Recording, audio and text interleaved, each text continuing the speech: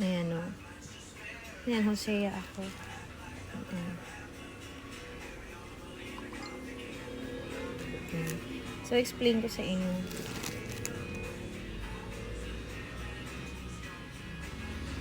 So, si Hosea po ay inutusan siya ni God na pakasalan si Gomer, isang prostitute woman who became unfaithful, 'di ba? Parang ito yung living illustration or living picture of God's relationship with Israel.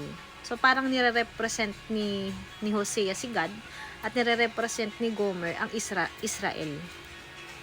Chosen people, 'di ba? They have a covenant with the Lord. Ang Israel, they repeatedly turned away from the Lord and worship idols. Like an unfaithful spouse committing adultery. So perfect illustration talaga, 'di ba? So yung yung mga anak na so nung pinakasalan ni Hosea si Gomer, nagkaanak sila. Lahat ng mga naging anak nila, ang pangalan nung una Jezreel, Lo-ruhama and Lo-ami. Ang gara kasi after nung ipanganak sila, nagsabi agad si God ng parang may curse ba, parang kunyari si Jezreel paparusahan daw niya yung buong generation, tapos yung Lo-ruhama, not love, tapos yung isa naman not chosen ba or not my people, yung Lo-ami. Parang kung ako si Hosea, yung asawa mo nga prostitute na, tapos yung mga anak mo parang cursed pa, parang alam mo they will end up in destruction. Pero yet nag-obey pa rin si Gomer sa pinapagawa ng Lord sa kanya na mahalin yung kanyang asawa. So parang ganun din si God, 'di ba?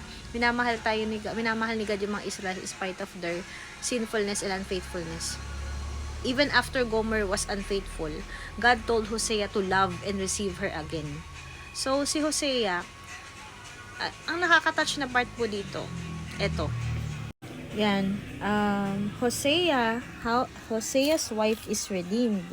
Then the Lord said to me, go and love your wife again, even though she commits adultery with another lover. This will illustrate that the Lord still loves Israel, even though the people have turned to other gods and love to worship them. This is the very part that really touched my heart.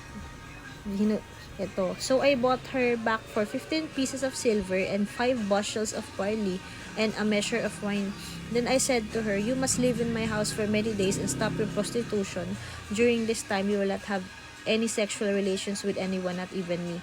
This shows that Israel will go a long time without a king or prince and without sacrifices, sacred pillars, and priests, or even idols, but afterward the people will return and devote themselves to the Lord their God and to David's descendant, their king. In the last days, they will tremble in awe of the Lord and His goodness. Ibig sabihin nun, si Gomer, asawa na siya ni Hosea.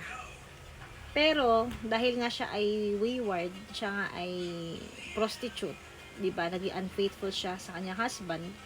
Para ma-win back siya ni Hosea, kinailangan pa siyang bilhin for, ano sabi?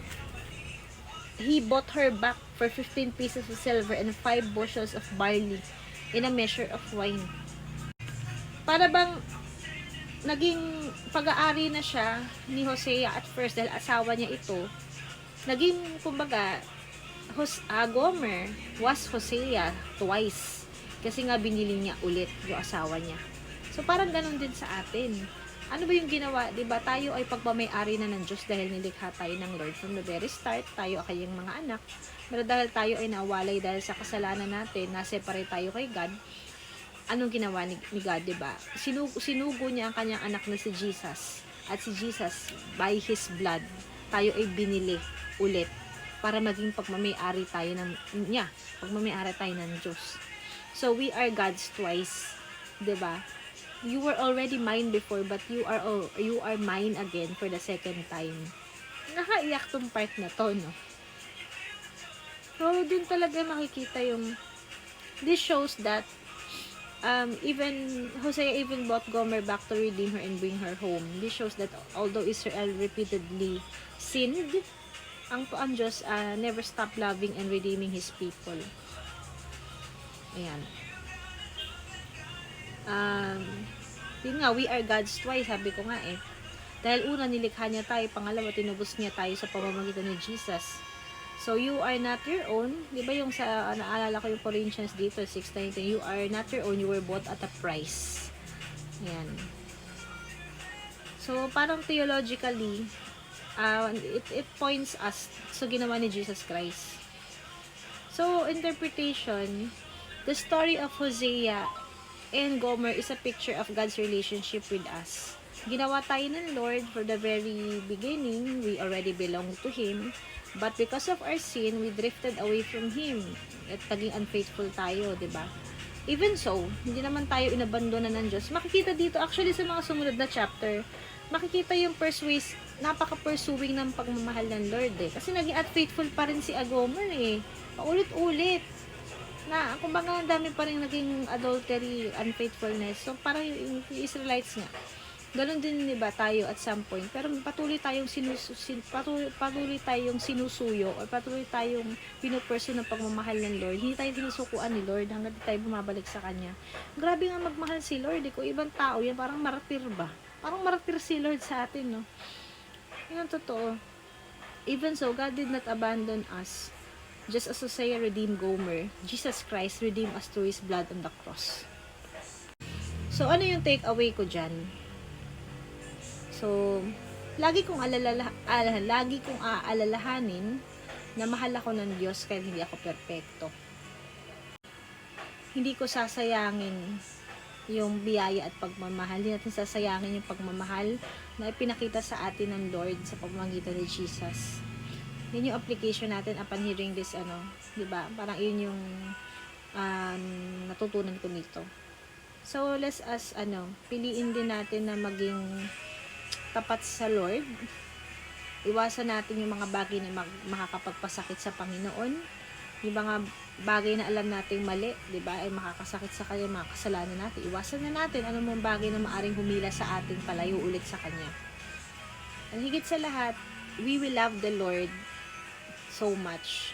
Parang deserve naman din ni Lord mahalin natin siya sa kabila noon. Di ba, parang hindi man faithful yun, hindi man perfect yung love na yun, gaya ng love niya sa atin, kasi perfect yung love ni Lord. At least kahit hindi ganun matumbasan natin yung pagmamahal ni Lord sa atin, at least makita ng Lord, faithful tayo. Genuine yung love na yun, kahit hindi man perfect.